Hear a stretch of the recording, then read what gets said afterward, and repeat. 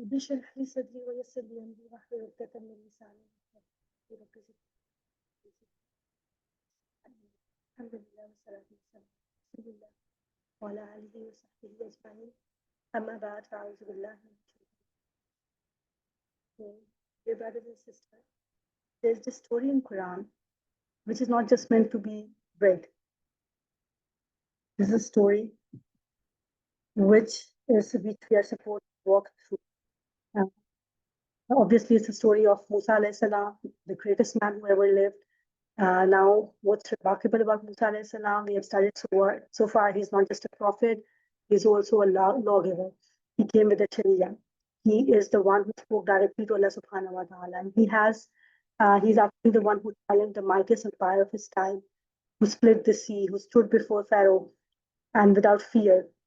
So this story happened somewhere between, there are different, some people say that this happened during the time of Pharaoh. Some say that it happened after some 40 years of wilderness. Wallahu ta'ala alam, Allah subhanahu wa ta'ala didn't mention when this happened. But whatever it was, Musa alayhi salam has done pretty much, a lot of miraculous stuff since the beginning of the story. So this story actually begins not with a victory, but with a question.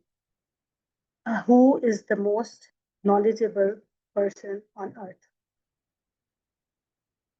So Musa alayhi salam was once addressing his people. He was talking to them, and someone asked him that, who do you think is the most knowledgeable person on earth? Now, if you think about this, he's a prophet, he's receiving revelation. So naturally, he said that I am. And Hadith says that Allah gently corrected him. Allah subhanahu wa ta'ala told him that, no, Musa, there is a servant of mine at the junction of two seas who knows what you don't know. So we need to pause over here. Allah subhanahu wa ta'ala didn't scold Musa alayhi salam. He didn't humiliate him. He just taught him nicely that because Musa alayhi salam, what Musa alayhi salam actually did wasn't arrogance. This is what we call incompletion. And you see, there's a difference between being wrong and not knowing that there's more. So there's difference between these two things. And that's where ego actually hides, not in arrogance, but actually in assuming the completion. And that's where the psychology of knowledge comes in, that ego doesn't always shout. Sometimes our ego whispers that I already know. How can someone tell me something? But in case of Musa alayhi salam, it wasn't egoistic. It was full of humiliation. I mean, that's the moment when Allah subhanahu wa ta'ala chose to tell Musa alayhi salam. And you see, the life of prophet is not actually easy. With all the knowledge, all the position that he has, Allah subhanahu wa ta'ala wants to show him. And he did, subhanallah. And imagine that Musa alayhi salam, after hearing this from Allah subhanahu wa ta'ala, doesn't argue. He doesn't say, Ya Allah, how can that be possible? I am the prophet. How can somebody know more than me? He only said that, where is this man? I want to meet him. And this is actually beautiful, because in that instant, the greatest teacher on earth became a student again. And the story is narrated in Surah Kahf. Allah subhanahu wa ta'ala told Musa alayhi salam, now just Musa alayhi salam is reminded that, Allah subhanahu wa ta'ala's knowledge is limitless. And a new journey began from him, and Allah told him something remarkable in Surah Al-Kahf. Allah subhanahu wa ta'ala says, وَإِذْ قَالَ مُوسَى لِفَتَاهُ لَا أَبْرَحُ حَتَّى أَبْلُغَ الْمَجْمَعَ الْبَحْرَيْنِ أَوْ أَمْضِيَ حُقُبًا. So Musa alayhi salam, Allah subhanahu wa ta'ala is telling the story, and when Musa said to his young companion, I will not give up until I reach the junction of two seas, even if it take me ages. So he is committed that I will reach this sign where I will meet this person, and that's determination. That's the heart of a seeker. He doesn't even know where's the place, no coordinates, just the faith in Allah subhanahu wa ta'ala and a fish in the basket. So he has a fish in his basket that he's taking with him, and there is one person accompanying him. Some say that he's Musa alayhi salam, and he's accompanying him, and Allah Ta'ala subhanahu wa ta'ala tells him that فَلَمَّا بَلَغَ مَجْمَعَ بَيْنَهُمَا نَسِيَّ حُوتَهُمَا فَاتَّخَذَ سَبِيلَهُ فِي الْبَحْرِ سَرَبًا. And when they reached the junction of the two seas, they forgot their fish, and it took its way into the sea, splitting away. Now pause here. They had this dead fish in the basket, and suddenly this fish came to life. and it swam away in the water. And this isn't just something random. This is actually a threshold moment. Because, you know, water has, the dead fish came to life and it made its way through water. And Musa alayhi salam was about to meet someone who operates under a completely different rule book. Khidhr alayhi salam, who lives by divine decree directly, not by any Sharia as we know it. And this is, you know, so you must have, some of you might have listened to the commentary of Sahil Adin, in which he reflect on this, that, you know, the point where fish came alive, Musa alayhi salam didn't just cross a place, he crossed into another realm. And probably the space and time dimension of this realm will be entirely different. And we'll read later in the story that Khidhr would say to Musa alayhi salam that it's not possible for you to be patient. And it can be due to the physics of the time, because, you know, in that dimension, maybe the time of our 1 second would be 3 seconds in their dimension. So it would be difficult to be patient in the new dimension. Wallahu ta'ala alam. What Quran says is that Musa alayhi salam was about to meet someone who operates in a different rule book. So there are some other theories about it as well. If you listen to Furqan Qureshi in his blogs, he also mentions that, you know, he had a mystical dimension. He connects this moment of fish coming to life, and he proposed that this water is something called Abihayat, the water of life. And there are places on earth which are rare and veiled, and where the veil between death and life thins very much. And something that touches this water can restore what is lost. Like the age can be reversed, dead person can come into life. So in that feeling, when the fish touched the water, it came alive. And it was no ordinary sea, according to him. So it was a place infused with energy of divine vitality. This might allude to the concept of elixir of life or the water of life, Abihayat, that we have read in fairy tales and fiction. Again, Wallahu ta'ala alam. There are different theories about this. I would encourage you to listen to this series of Furqan Qureshi, in which he's explaining this Abahayat concept. Then Sahil Adin has explained the different realm that he could have entered. There are different theories about it, but Quran doesn't explicitly mention a single thing about it. We just know that this fish came to life and it made its water it's made its way through the sea in a very strange way. Now, look how beautifully Quran is describing what happened next. فَلَمَّا جَاوَزَا قَالَ لِفَتَاهُ آتِنَا غَدَاءَنَا لَقَدْ لَقِينَا مِنْ سَفَرِنَا هَذَا نَصَبًا. So Musa alayhi salam, when they had passed beyond it, Musa alayhi salam said to his companion that bring us our meal. We have suffered much fatigue on this journey. That fatigue and tiredness isn't just physical, it is symbolic as well. So the young companion, which according to Fuqaha is Yusha alayhi salam, he suddenly remembers and tell Musa alayhi salam, Qala araita is awayna. Didn't you see? Were you? He asked that, I thought you were also seeing. Didn't you see or you remember when we rested back at the rock? I forgot the fish. And none but Shaitan made me forget to mention it, and the fish took its way into the sea in a wondrous manner. So wondrous, ajaba. He said it in a strange, wondrous way, the fish made its way to the water, not like a normal fish jumping, something that was beyond the comprehension of a normal man. So that's when Musa realizes that this is a sign. That was the position, that was the location that we were looking for. And he said, Qala zalika ma kunna nabghi. That is what we were looking for. So what did they do?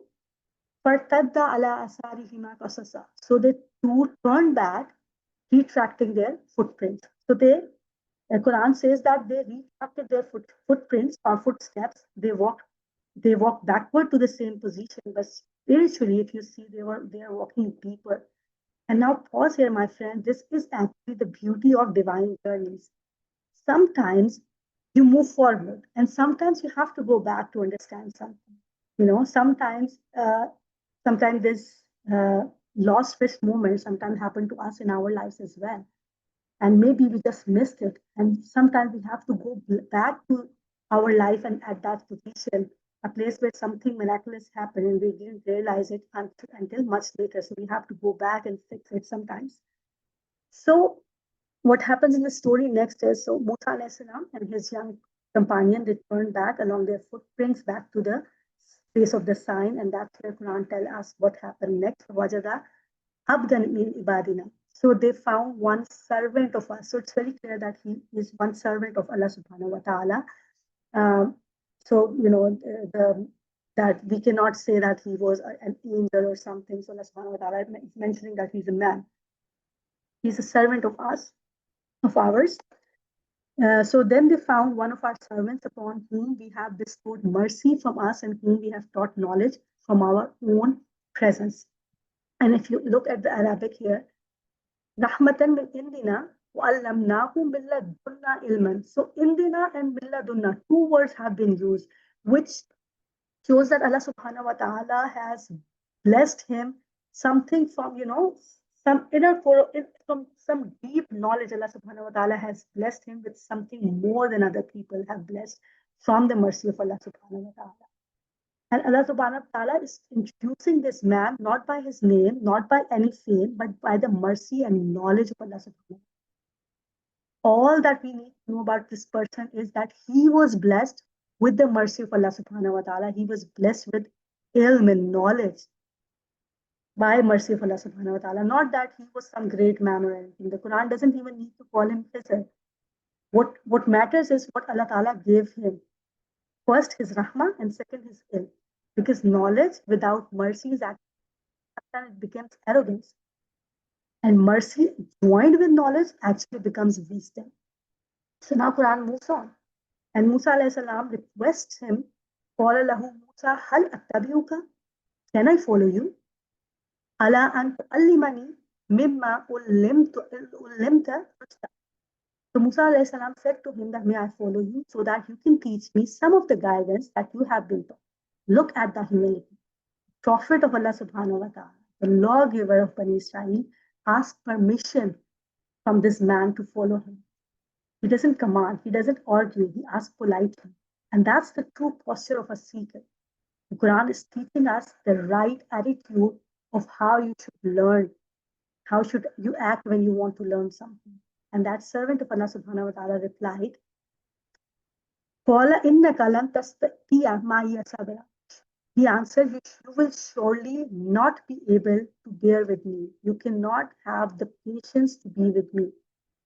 And then he added, and how could you be patient about what you have no knowledge of? This is the key line.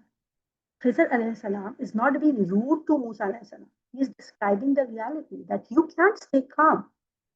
You know, knowing the personality of Musa alayhi salam, one thing that we know about him, that he can't stand injustice. If something is happening in front of your eyes, which is not just, which is not okay, according to what Allah subhanahu wa ta'ala has taught him, he cannot stay patient. He wouldn't stay quiet. So he said that, you know, he says, describing the reality, you can't stay calm when you watch something that looks wrong, but it is actually right. So patience becomes hard when your eyes see one story and Allah subhanahu wa ta'ala writes another story. So let's move forward with the story. Musa alayhi salam answered, Qala satajiduni insha'Allahu sabiran wa la ahsi laka amra. He said, you'll find me, if Allah wills, inshallah, you'll find me patient. And if not anything, I will not disobey you in anything. So he is giving surety that I will not disobey you in anything. And it's really beautiful that he adds inshallah, if Allah wills. Even the Prophet knows that patience isn't, you know, something that is guaranteed within us. It is something that comes with Allah's mercy. And then the servant of Allah, he mentions one set of clear rules. He said, then if you follow me, do not question me about anything until I mention it to you. Hatta uhdisa laka minhu zikra. So he's saying that whatever I would mention out of it, whatever piece of knowledge, minhu zikra, whatever piece of knowledge I would share with you out of this, you'll have to be patient with that. And you don't have to ask more about it. And that's the agreement. So follow first and then observe. Don't interrupt in every moment. Why? Because sometimes understanding comes after surrender. So here we are, two travelers walking together, one representing the revealed law and moral clarity, and the other is he's representing the degree and divine of Allah subhanahu wa ta'ala. Allah subhanahu wa ta'ala's divine insight. And the Quran has set the stage for us for what's coming next. And 3 events will take place. And every part of Musa alayhi salam's nature, his sense of justice, his compassion, his reason, each time he'll see something wrong, and each time Khidhr will stay silent until the right moment to unveil the wisdom behind it. So what happens is the 3 incidents that takes place. Most of us know about it. First is the boat one, Fantalaka. So the 2 went forward. So now this is the important point to mention that there are 2 only now. So the companion who was with Musa alayhi salam, Yusha alayhi salam, he is not with them anymore. So now moving forward, there are 2 of them, Musa and Khidhr. So they are moving forward, and then they set out until when they had embarked on the boat, he made a hole in it. You almost hear Musa alayhi salam's heart jump out. What did you do? Poor fishman, they had to, they gave them a ride. It was a free ride, and Khidhr damaged their boat. And Musa alayhi salam said, Qala, akharaktaha? You made a hole in it, you damaged it. You have torn it to open to drown people. You have certainly done a dreadful thing. So Musa alayhi salam reacts exactly as any of us would do as he sees the injustice. He's like, there is clearly something not right. Why did he do that? And Khidhr reminds him, did I not say you would not be able to have patience with me? And then Musa alayhi salam immediately replied, he said, do not blame me for what I forgot, and do not make my affair difficult for me. SubhanAllah, this is again humility. Even prophets can forget sometimes, even the scholars can react. But what marked the righteous act is that they apologize quickly. So, mistakes are part of human nature. What you do after mistake is really important. So Musa alayhi salam, he did a mistake, and then he said, okay, I apologize, don't count it as a mistake, and do not be hard on me, and let's move forward. So then they set out, Fantalaka, then they set out until they met a boy, and he killed him. And the Quran doesn't describe a fight or a reason, just that Khidhr now has killed a boy. Imagine how heavy that moment would be for Musa alayhi salam. And Musa alayhi salam couldn't stop himself, and then he said, have you killed a pure soul for other than having killed another? You have certainly done a terrible thing. So you killed a person without, this was not a khunba or something, you killed a person. And it's a boy, nafsan zakiyat, and it sounds like he was a young boy, and he was just a, pure soul. So you killed a pure soul. Again, from his perspective, Musa alayhi salam's perspective, it was wrong. And from the divine's perspective, there was more to the story.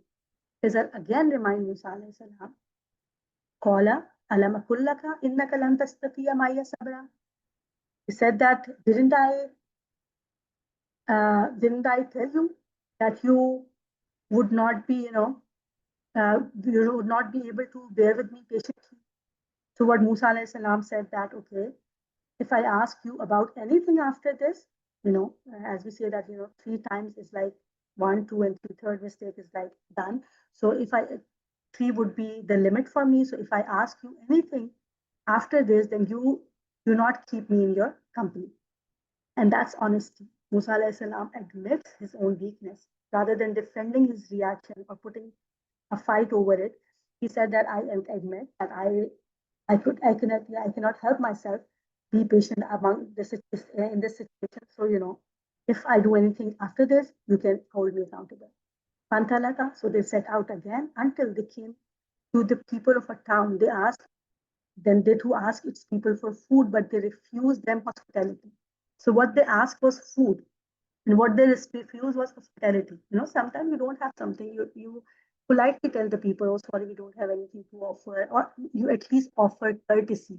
You don't have anything to eat, but you can sit in the shade of the tree, or you can offer them something else. But these people were straight away rude people. They did not offer them any hospitality.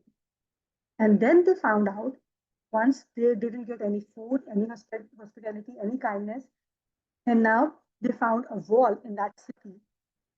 Allah subhanahu wa ta'ala says that then they found in it a wall about to collapse, and he repaired it. Only Khidhr. Musa alayhi salam is not accompanying him. He repaired the wall. So wallahu ta'ala alam, but when you are reading this story, somehow it looks like Musa alayhi salam was, I don't know, maybe invisible or what. He was not participating in these acts. We are only listening to his reflections on things, not his actions. So Khidhr alone is building this wall, and Musa alayhi salam, again, now he must have thought that now this is too much. They refuse the hospitality, and yet you are helping them. And now listen to Musa alayhi salam. He said that, if you wanted, if you wish, you could have taken payment for it. So if you see, it was not exactly a question. It can be just a comment, you could have taken money for it. We were hungry. So we could have, traded against some money. And at that moment, Khidhr says, this is the parting between you and me. Kala haza firaku bayni wa baynak. Sa'unabbiuka bi ta'wili ma lam tastati'a alayhi sabra. So he said that finally, this, our ways are now separate. This is the final, and the truth will now unfold. So now Khidhr will explain one by one the wisdom behind every act. And I hope most of you have read this story already, but whenever point of your life, when you were reading this story for the first time, even we were curious, even you must be curious, that why would he do that? And Allah subhanahu wa ta'ala has mentioned in the beginning that this is the righteous man, and he knows what other people don't know. So he is the person of wisdom, divine wisdom. So we cannot judge that he has done wrong. And we are all curious that what happens, why he did. So now he's explaining each and every incident. He said that as for the boat, it belongs to poor people working at the sea. So I intended to damage it, for there was a king behind them who seized every good boat by force. So there was a king on the other side of the river or the sea who was, grabbing every boat that was coming its way. So one of the two things can happen. The boat has a fault. They have to do this emergency landing on some island before their final destination, and they are fixing it. So they were safe from the king or the person who was, taking the boat. Other thing can be that when this boat would go, it is already a damaged boat, so they would not take it. So one of the two things could have happened, and this boat was saved. And what looked like a harm actually was a protection. A small scratch today saved them from losing everything. And then he explained, as for the boy, his parents were believers, and we feared that he would overwhelm them with rebellion and disbelief. So we wish that their Lord would replace him for them with one purer and one more compassionate. So sometimes Allah removes what we love the most, not as a punishment, but actually to protect our faith and to give us something more, something better or more pure later. And for the third thing, وَأَمَّا الْجِدَارُ, and as for the wall, it belonged to two orphan boys in the town, and beneath it was a treasure belonging to them. And their father had been a righteous man. So Allah subhanahu wa ta'ala intended that they reach maturity and extract their prayer. And this was again a mercy from Allah subhanahu wa ta'ala. This was a mercy. Rahmatam min Rabbika. It was a mercy from your Lord. And as we have seen that in the story, these people of this village or town, they were so rude that they weren't offering any kind of hospitality and kindness to the passing by people. So of course, if this wall would have fallen, they were not good people. They were not the people of character who would do something good with the money of these orphan kids. So Allah subhanahu wa ta'ala wanted to save this for these orphans.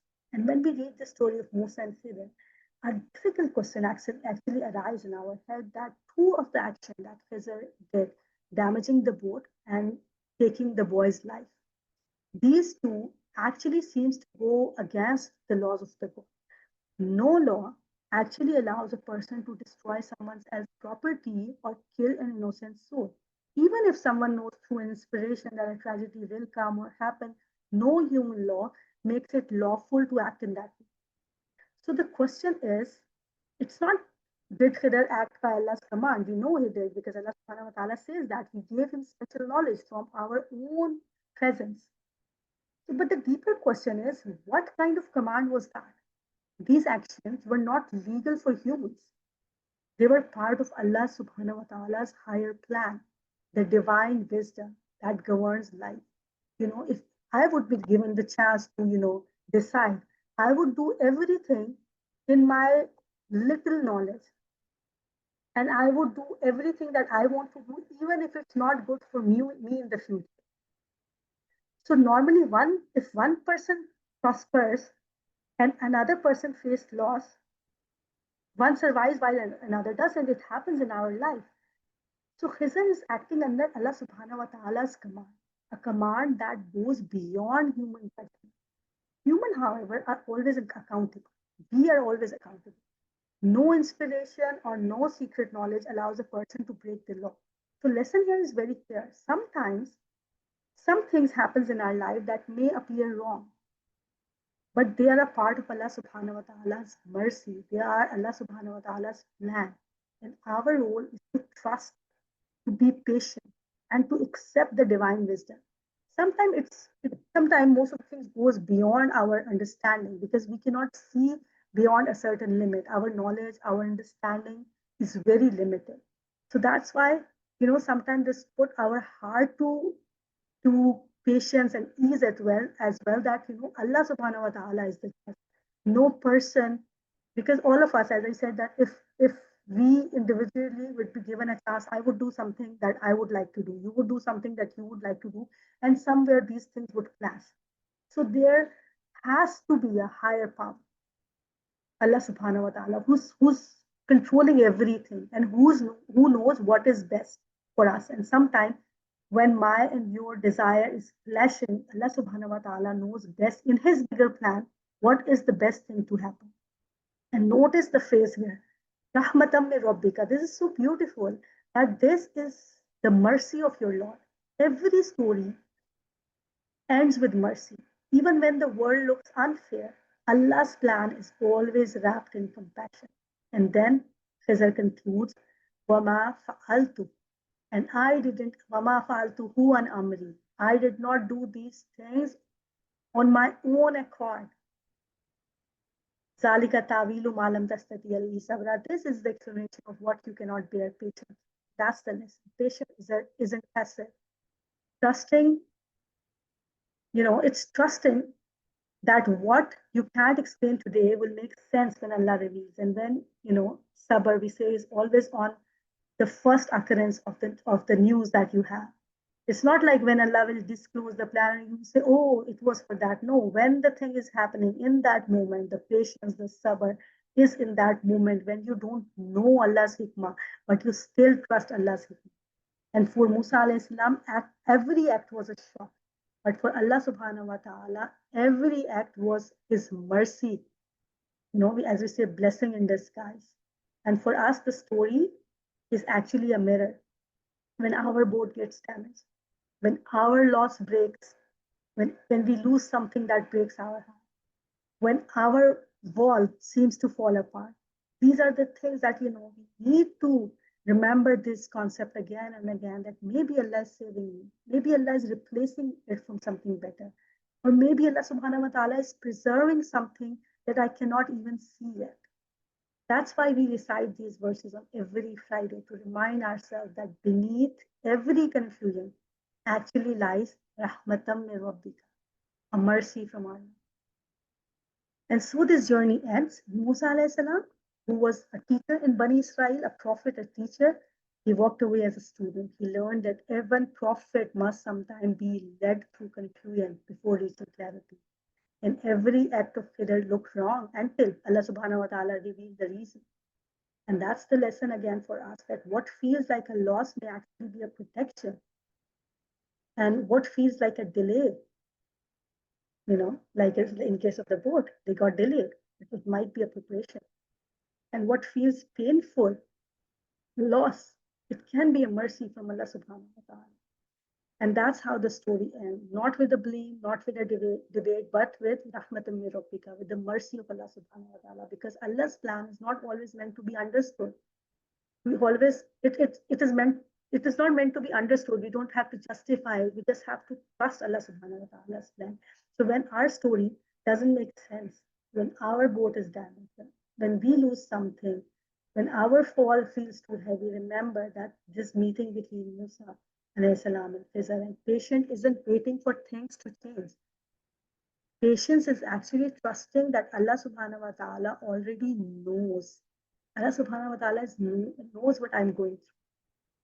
And before you understand this, and before seeing it with your own eyes, His mercy is even there when we don't understand this. May Allah subhanahu wa ta'ala help us understand this to the best of our knowledge, and may Allah subhanahu wa ta'ala make us among the people of true knowledge and people of true belief. This ends the story. This concludes the story of Musa and Khidhr. And there is another character in the story of Musa alayhi salam. As we all know, that Musa alayhi salam's story is one which is mentioned over and over in Quran at different points, and we get to know different characters in the story. And one of the characters that we haven't already discussed is what we are going to discuss next. But before that, if someone has to add something in this story, because I think that this story, Khidhr and Musa alayhi salam, this story is, the wisdom in it is, there are so many layers of wisdom that, it feels like you cannot always tell everything. So if someone has to add anything here, we can discuss that, and next we'll move to the next slide. Yes, I have something to add. And please go ahead. Yeah. The reason behind the whole story, as mentioned in the Quran about Khidr and Musa alayhi salam, wallahu alam, what's the hikmah and what's the reason? But looking at the Quran in a coherent way and a coherent theme, so we see with the prophets that Allah Azza wa Jal trained the prophets before they are given the mission, like Ibrahim alayhi salam, like Lut alayhi salam, like Yunus alayhi salam, like our Prophet Muhammad sallallahu alaihi wasallam, like Mi'raj, and kadhalika nuri Ibrahim malakut as-samawati wal ard liyakuna min al-muqinin. Then for Yunus alayhi salam, he was trained in the belly of a shark, of a whale. So this, with the coherent look of the whole Quran and the theme, so it seems to me, and it's not actually my point of view. It's my teacher, Mufti Kamran Shahzad Sahab. He says that, and I agree to his point of view, is that according to the whole coherent way and coherent theme of the Quran, it seems very much apparent that Musa alayhi salam and Khidr alayhi salam's this event was somewhere between after Pharaoh and before before handing over the mission of Torah and the whole law giving situation.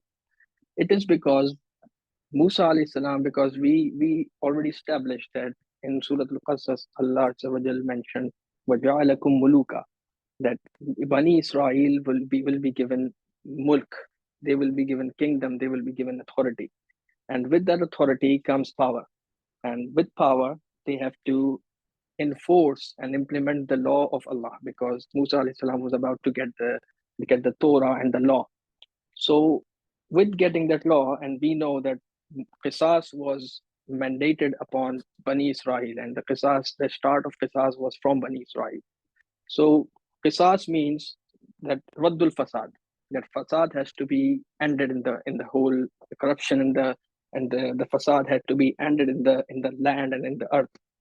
So with that thing, Musa alayhi salam was about to get a new duty that he had to fulfill and he had to fight the corruption, like after Pharaoh, and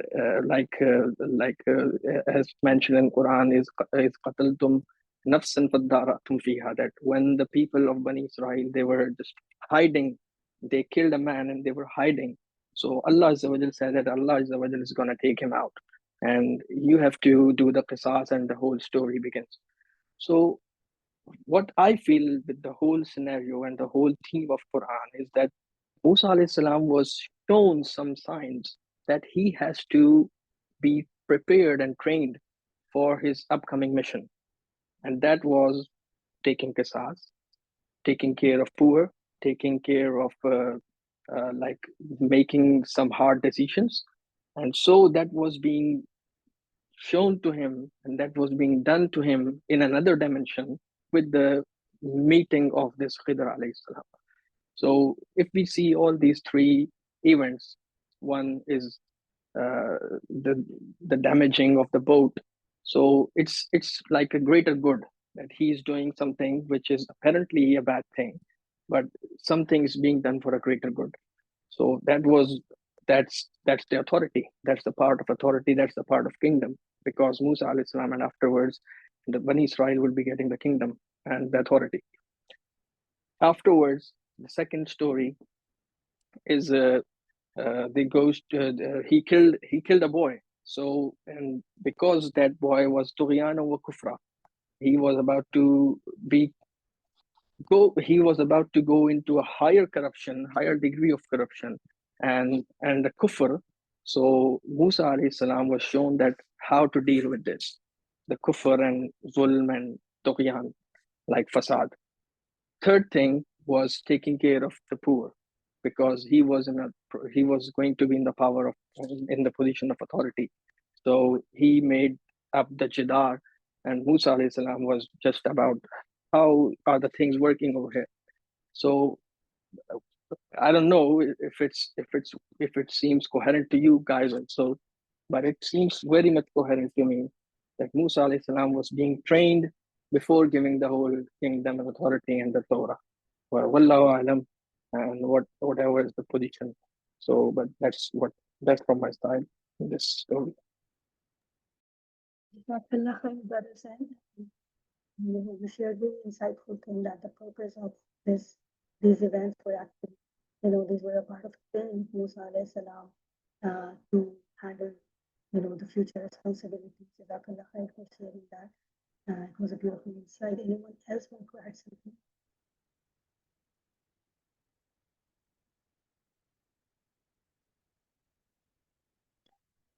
Okay, I suppose there's none. So we will conclude this story, and now we'll move to the next character of the story that we actually, didn't get a chance to discuss in the whole story. And Quran, actually, if you read Quran, it is like 1.5 page in which Allah subhanahu wa ta'ala has talked about this person comprehensively.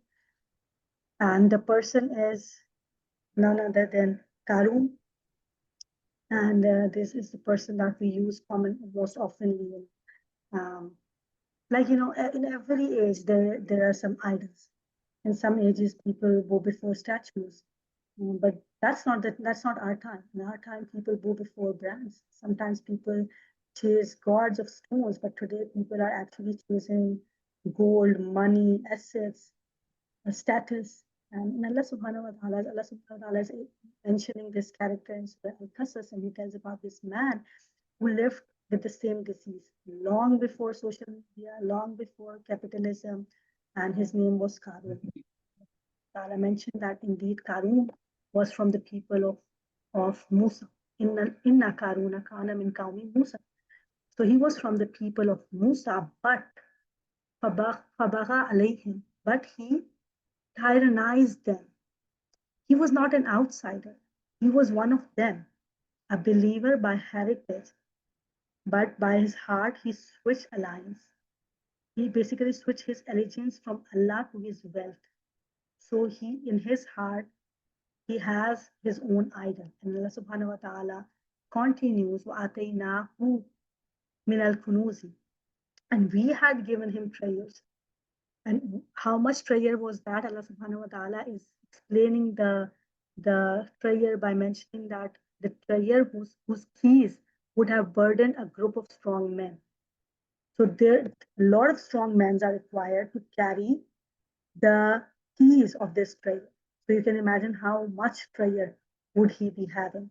So just the keys of his vaults were too heavy for a group of men to carry. Imagine the scale of his force.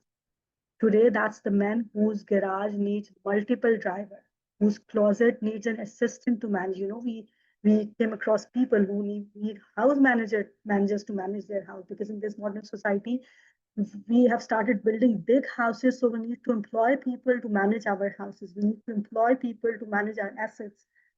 So there are people who need to employ people to manage their closets, but the disease is not actually in the wealth.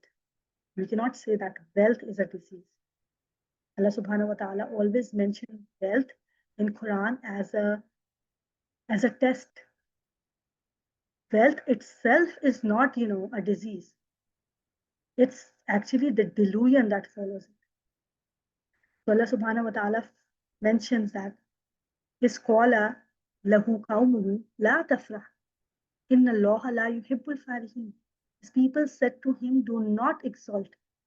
Allah subhanahu wa ta'ala do not like the people who are boastful. What kind of people are they? They didn't say do not earn. They didn't say don't lose yourself in what you have earned. Don't let your smile turn into arrogance. Don't let your success make you forget one who gave it to you. So, they are saying that it's okay to earn money, but don't get too much invested into it. وَابْتَغَ فِي مَا آتَاكَ اللَّهُ الدَّارُ الْآخِرَةَ. So he's saying that seek through what Allah has given you, the home of the hereafter. But do not forget your share of this world. وَلَا تَنْسَ نَصِيبَكَ مِنَ الدُّنْيَا. Do not forget your share for this world. I think this is the passage that is so self-explanatory. And I think this is something that we need to hang somewhere in our houses and read again and again, because, this is what a balance ayah. Allah subhanahu wa ta'ala says Islam doesn't tell us to, sell everything, be poor. It says use what you have to buy a place in the next life. Earn, but do not let those earnings erase your purpose of life. So what does he say? Qala innama utinahu ala ilmin indi. He said it was only given to me because of my own knowledge, because of knowledge that I have. Here it is, the sentence of arrogance. I work for this, I earned this, I built this for myself. They sound very similar. It's a very familiar thing. We always credit ourselves for our success. And that's the modern worship. I think this is something that we all need to have internal reflection on. Our own self. I deserve this. I know how to hustle. I don't need anyone. It's the same disease, just rebranded in the motivational posters. So Qaroon forgot that knowledge is also a gift. Effort is also a gift. Even the breath, the strength, the opportunity, everything that we own is from Allah subhanahu wa ta'ala. So fakharaja, so he came out, then he went out before his people in all his adornment. So he did the parade of pride. He walked out, draped in wealth, glowing with status. And people looked at him the way he looked at, like these days we look at celebrities, influencers, the CEO of a company. And what did people say? قَالَ الَّذِينَ يُرِيدُونَ الْحَيَاةَ الدُّنْيَا. So the people who wanted the worldly life, what did they say? Ya layti lana, ya layta lana, misla ma utiya Qaroon. If only we had what Qaroon has. I wish I had something like that. You see, not everyone, and there was one set of people who said this, Innahu lazu hazzin azim. He has a great fortune. They say that he is a lucky man. So, everyone wanted to be him, but they wanted to have what he had. They probably they wouldn't like his personality. They can be jealous of him. They can dislike him, but everyone loved what he had. So they wanted what he had, all the money, all the status, and that's actually the psychology of materialism. You don't worship idols anymore. I'm saying this again and again. We actually scroll through our idols. So what happened? Allah subhanahu wa ta'ala, and Not everyone wanted this. Some of the people, قَالَ الَّذِينَ أُوتُوا الْعِلْمَ, and the people of knowledge, they said, وَيْلَكُمْ ثَوَابُ اللَّهِ خَيْرٌ لِمَنْ آمَنَ وَعَمِلَ صَالِحًا وَلَا يُلَقَّاهَا إِلَّا الصَّابِرُونَ. Some people who Allah subhanahu wa ta'ala has given them true knowledge, they said, woe to you, the reward of Allah is the best. For whom? For those who believe and act righteously. But none except those who are patient shall attain to this. So, you know, there are two sets of people. One who wanted what he had, and the other people who said that, you know, what we have is okay. We should look forward to the sawab of akhirah, for what Allah subhanahu wa ta'ala has for us in the other life. So what happened is, he is walking, you know, he probably is wearing his best clothes, best car, he's giving his, you know, pride, and what happened is, so we caused the earth to swallow him and his home. So not just him, his house, the symbol of his success, Allah subhanahu wa ta'ala buried him, because what he built without gratitude became his grave. And suddenly the same people who were envying him, they said, Waika annallahu yabsutu rizqa liman yasha'u wa yaqdir. Indeed, Allah enlarges provision for whom He wills and restricts it. So whoever Allah wills, when the dust settled, they finally understood that this wealth isn't the sign of Allah subhanahu wa ta'ala's favor. The character is, barakah is, contentment actually is what success is. And Allah subhanahu wa ta'ala is concluding it by saying that the home of hereafter, تِلْكَ الدَّارُ الْآخِرَةُ نَجْعَلُهَا لِلَّذِينَ لَا يُرِيدُونَ عُلُوًّا فِي الْأَرْضِ وَلَا فَسَادًا وَالْعَاقِبَةُ لِلْمُتَّقِينَ. That home of hereafter, we assigned it to those who do not seek pride or corruption. That's Allah subhanahu wa ta'ala's definition of success. Allah subhanahu wa ta'ala, you know, Allah subhanahu wa ta'ala is saying, do not chase high, do not spread harm, keep your heart soft. You can have gold, but don't let that gold have you. You know, we are allowed to live in a palace. Just don't let your soul become its prisoner of the palace that you have. Don't let your soul become prisoner of the luxury that you have. I say it very often that we can have all the halal stuff, all the luxury, beautiful house, elegant car, any amount of money, status.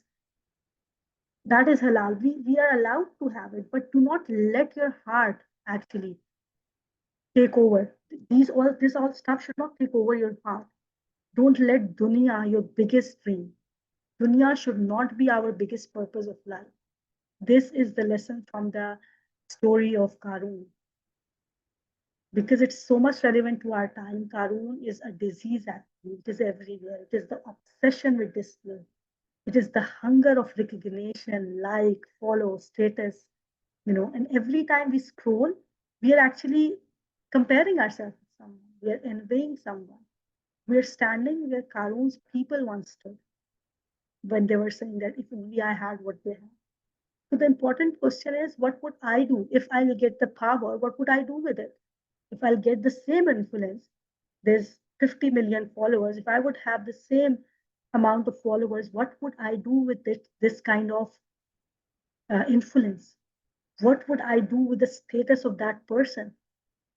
Would I be able to do the right thing when I'll have all the power? And not only that, am I doing the right thing with the blessings that I already have? Because those who remember Allah subhanahu wa ta'ala reply with the verse that, you know, وَسَيَعْلَمُ الَّذِينَ ظَلَمُوا أَيُّ مُنْقَلِبٌ يُنْقَلِبُونَ. And the wrongdoers will soon know what end will they return to.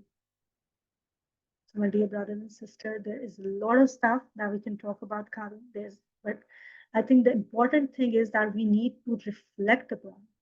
Because the story of Qaroon is not just about a man Qaroon that existed in the time of Musa alayhi salam. No, it's about the mindset. And we can say a lot of stuff about it, but the important thing is reflection, looking into ourselves, analyzing our own stuff. How grateful are we for what we have? And do we realize that it's whatever I have is from the mercy of Allah subhanahu wa ta'ala? Because it's so easy to, get carried away with that. With every success that we have, do we actually think deep down that this is because of the mercy of Allah subhanahu wa ta'ala? That job that you have today, a lot of the people, I can guarantee, worked as much as you did. If some people might have worked more than you did, they were more hardworking, they put on more work. But with the mercy of Allah subhanahu wa ta'ala, you got that. So never miss returning everything towards Allah subhanahu wa ta'ala, because there are a lot of people. Sometimes we unknowingly we start believing that, oh, I am so intelligent, I deserve that, I worked hard for it. No, a lot of people are working hard and they're not getting it. So I did work hard, but that was because of the mercy of Allah subhanahu wa ta'ala.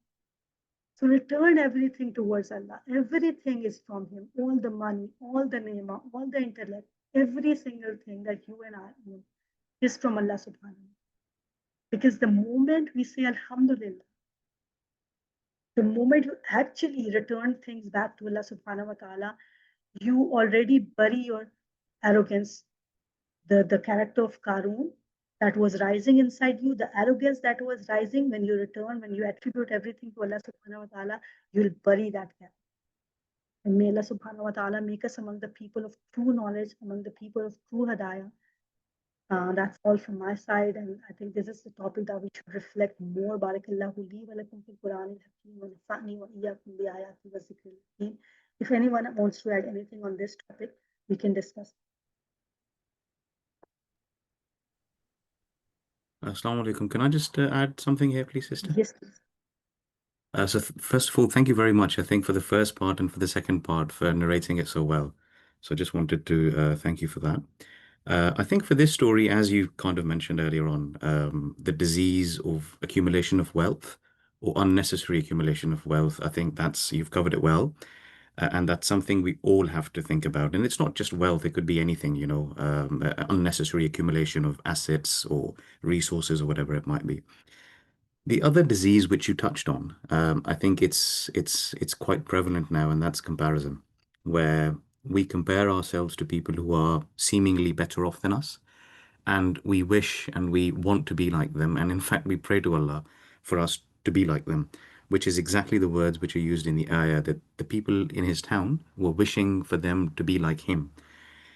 And the very next day when they see what happened, that he was swallowed by the earth, and obviously the ghadab of Allah has fallen on him, they realize that this is not for them. And I think the words they have used in there are quite important, which says that it was only from the mercy of Allah that they were not guided to the same sort of result that Qaroon was. So I think I just wanted to mention the point that in our lives, and this is going to stay with us till we die because we're humans, we will have these situations day in, day out, where we are going to be comparing ourselves to others, regardless of how pious we are, because it's just human nature to do so. If we don't have something, and if we're praying to Allah subhanahu wa ta'ala to grant us something and it's not coming, or it's not coming for over time, or it's delayed, then firstly we must have belief that there is some khair in it. But secondly, if it never comes, then I think we have to be thankful to Allah, which is what these people said, that it's from the manna. The manna is obviously the blessing of Allah or the grace of Allah subhanahu wa ta'ala, that we don't have that thing, because if we did, we might have met the same consequence as Qaroon did. So in that time, I think it's also important to realize that the things that we don't have today might actually be a mercy from Allah on us, and we should be aware of that. That's what I wanted to add. Jazakallah khair for adding this beautiful reflection into this point. Jazakallah khair. Does anyone else want to add anything?